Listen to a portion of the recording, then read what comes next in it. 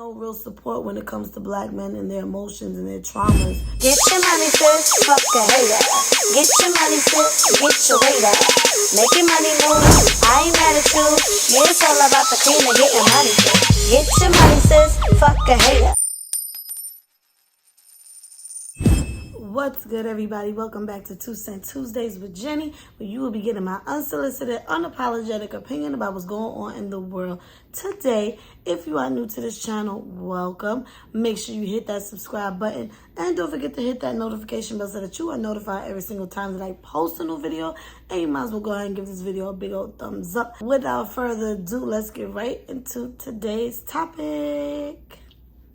Recently, a clip from R&B singer Omarion's documentary, Omega, had some behind the scenes from the Millennial Tour, where he explains how another band member of B2K, which he is a former member of, basically triggered another band member about their sexual assault accusations. Now, a while ago, Razby of B2K had came forward with allegations that he, along with other members of the group and along with Marcus Houston of Immature, was sexually assaulted by Chris Stokes, who was, I believe, their manager at the time. He's been sticking to this story for quite some time. He is not afraid to tell his story. When he first came out with the accusation, all of them denied that this was in fact true, and basically made his accusations invalid.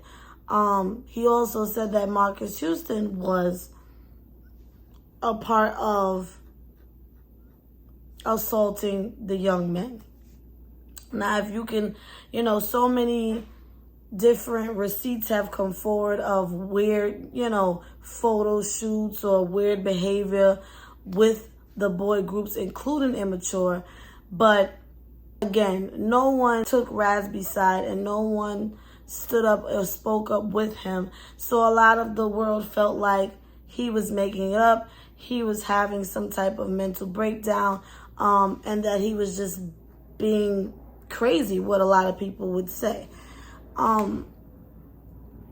They recently did a Millennial Tour where Razby went to social media and said that he no longer wants to be a part of the tour because he does not feel safe because Chris Stokes is around. Now, I've done a video speaking on this situation with him and Chris Stokes. You can go check that out on my channel. But we believe you. Omarion has spoken on it, saying that, at first it was like he didn't have the guts to stand with him, but he feels like, maturity and everything, like, even though it's never happened to me, I believe you. Whether it happened to him, just Razby, the other members of the group, I don't know. And if I could recall, I believe Razby and Chris Stokes are cousins. I'm not really 100% sure, but so far no other members have come forward stating that this has happened to them. So back to the behind the scenes clip of what triggered Razby during the tour.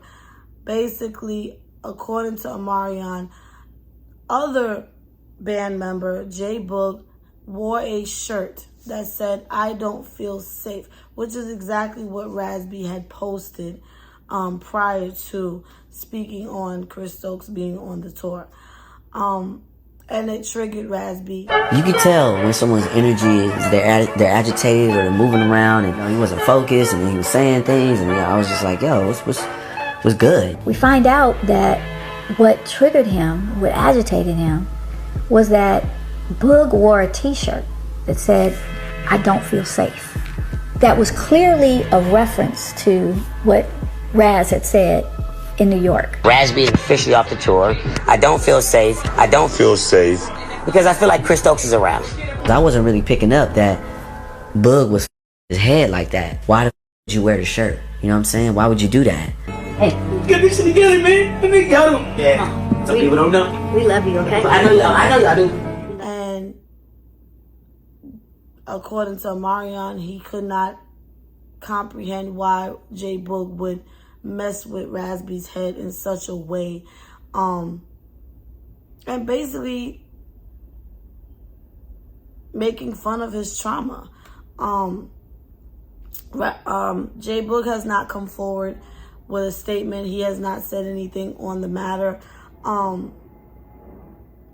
But I wonder what you guys think. Because although they are celebrities and we are hearing about it, but we hear about black men's trauma and a lot of black men who has been sexually assaulted as children, or as adults, teenagers, whatever. Oftentimes in the black community, their trauma sometimes is invalidated because, they're men, and it's unheard of. Like, oh, if a 30-year-old had sex with you when you were 14, like, you the man. We don't look at it like, no, that's not okay in our community. So I'm just curious as to what you guys think about the situation. Do you feel like, not so much on J Boog and Raspy, but do you feel like it was something to antagonize him, or was he trying to support him? Why is it that we find a hard time validating black men's trauma? Let me know what you guys think in the comments down below, and I'm gonna hand drop my 2 cents in on the situation. Again, because J Boog has not spoken out against the situation, I don't know what his reason was for wearing this shirt. Your initial thought would be, are you trying to antagonize this man? Are you trying to trigger this man, knowing that those were the very words that he used prior to this day, and now you're wearing a shirt? But I can also see where you are actually in support of him and letting it be known, like, I don't feel safe, without saying it. Because I'm not saying that these other members experienced what Raspy may have experienced, but if they have, some men are just not comfortable with expressing that they had that experience, because a lot of times it gets made fun of. A lot of times it gets dismissed. And there's no real support when it comes to black men and their emotions and their traumas. And especially when it comes to assault issues. And I can understand why it would be difficult to speak on. So I don't know if that was J Boog's way of supporting his band member, or was that his way of triggering him? Somehow I don't feel like it was a trigger, because, they seem to be very good friends now.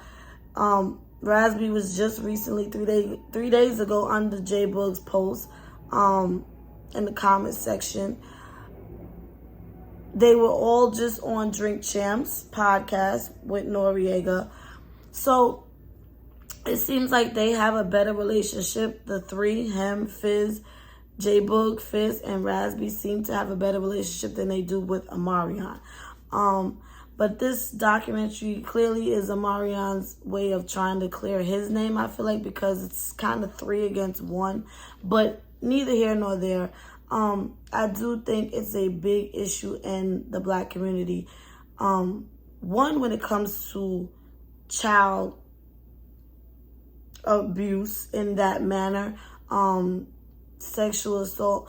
A lot of times it's family members, and people like to cover it up, and we keep this in the house, and we don't tell on Uncle so-and-so, don't tell.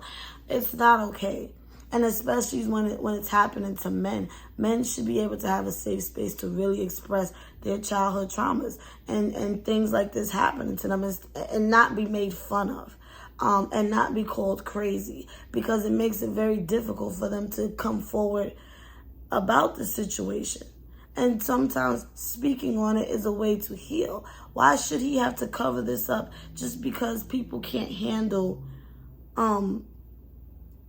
this conversation that men get assaulted too. We shouldn't protect someone who's out there taking advantage of young children in such a way. You know, we just saw the mega pop R&B group, but little did we know what was going on behind closed doors. And this, it happens quite often. Many of men have come forward speaking on being abused as teens. D. Ray Davis, although he jokes about it, he was taken advantage of by 2 grown women when he was a teenager. Now, most people be like, yeah, that's dope. You had 2 and you was only a teen. No, it's not. Because they're adults and he's a child at the end of the day and they know better. And it doesn't make it any different from a man doing it to a little girl than it does a grown woman doing it to a little boy. There is no difference. It's all wrong. We've heard Tyler Perry speak on the matter several times. Terry Crews has spoken on the matter several times, even though, you know, it happens and it's happening. And we need to allow a safe space for these men to speak their truth or to speak to speak so they can heal. For Rasby to come forward and speak on this situation, whether it's true or not true, me personally, I believe him because his story has never changed and he has never strayed away from his truth. He's always been very up forward. This is what he's done. This is how he makes me feel, and I'm not okay with it. And we stand with Rasby. We support him. And I would hope that the people that are surrounding him supports him as well. Now, if in fact none of these other band members have ever experienced such a thing, then I can understand, but stand with your man anyway. And maybe one day, if it did happen to any of the other group members, hopefully one day they will be able to stand on it and speak about it, which they have to come to terms with on their own. You can't rush that. You can't force it. You know, some people have to come to that point by themselves. But all in all, I think that, again, it should be a safe space for Black men to express themselves, to express their emotions, to express what they're going through, because that's part of the problem. We don't allow these, we don't create these safe spaces for men when it comes to this topic. When it's a woman coming forward or it's a Me Too movement, we rally around these women and we take their word for it no matter what. And I stand with women regardless, but when it's a man, it becomes a meme. It becomes a joke. It becomes, oh, something's wrong with him. It becomes invalidated. And it's not okay, because it needs to be spoken of. Because then we turn around and then we complain, why aren't men in touch with their emotions? Why can't they be emotionally available? Why can't they do this? And it's like, because they're made fun of. When a man gets emotional and cries about a certain situation, we make them into memes and we laugh and we make jokes and we can't take anything serious. This is why they're not in touch with their emotions, why they are so hard, and why they have anger issues, because they bottled all this stuff up. This is why. We must create a safe space for these men. Hopefully, I'm very curious as to how J. Boog feels about the situation. Were you trying to make fun of Rasby, or were you in support of him? Hopefully he makes a statement, and if not, hey, I'm sure him and Rasby has had the conversation behind the scenes, and that's all that really matters. And with that being said, I thank you guys for watching. Make sure you follow me on all of my social medias. Everything will be in the description down below. And Jenny is out.